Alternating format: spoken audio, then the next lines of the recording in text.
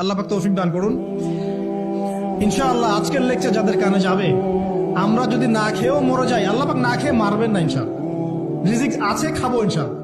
কিন্তু হয়তো বা অভাব হবে, টাকা পয়সা একটু কম হতে পারে, অন্যের 10 তলা ফ্ল্যাট হবে, আমার হবে না, ঠিক আছে, অন্যের এত বিঘা বিঘা জমি আমার হয়তো হবে না, কিন্তু ইনশাআল্লাহ তাআলা এই যে দুনিয়ার মুসাফিরের জীবনটা, এটা মুসাফিরের জীবন না, মুসাফিরের জীবনটা কেটেই যাবে ইনশাআল্লাহ। কাটবে না? যে কোনো ভাবে কেটে তো যাবেই ইনশাআল্লাহ।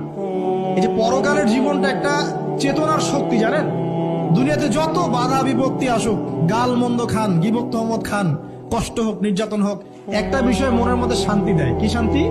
যে এই দুনিয়ার জীবনটা তো আর চিরস্থায়ী নয়, এটা তো আর সারা জীবন থাকবে না। ইনশাআল্লাহ এই অবস্থা আস্তে আস্তে পরিবর্তন হয়ে যাবে। ফাইন্না মাআল উসরি ইউসরা, পরকালে ইনশাআল্লাহ পাবো। দুনিয়াতে না পেলে কি হয়েছে, পরকালে পাবো ইনশাআল্লাহ। যুবক ভাই, এসব জেনা ছেড়ে দেন, আল্লাহ রাব্বুল আলামিন আপনার জন্য হুর রেখেছেন জান্নাত, ইনশাআল্লাহ পাবেন ইনশাআল্লাহ।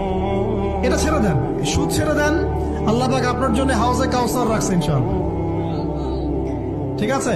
অন্যায় পাপ ছেড়ে দেন, আল্লাহ রাব্বুল আলামিন আপনার জন্য জান্নাত রেডি করে রাখছে ইনশাআল্লাহ। এই দুনিয়ার জীবনটা ধোঁকা, একটা ছোট্ট জীবন, পুরা ধোঁকা, কিচ্ছু নাই এর মধ্যে। আমার কথা শোনেন, এই দুনিয়ার জীবনে কিছুই নাই।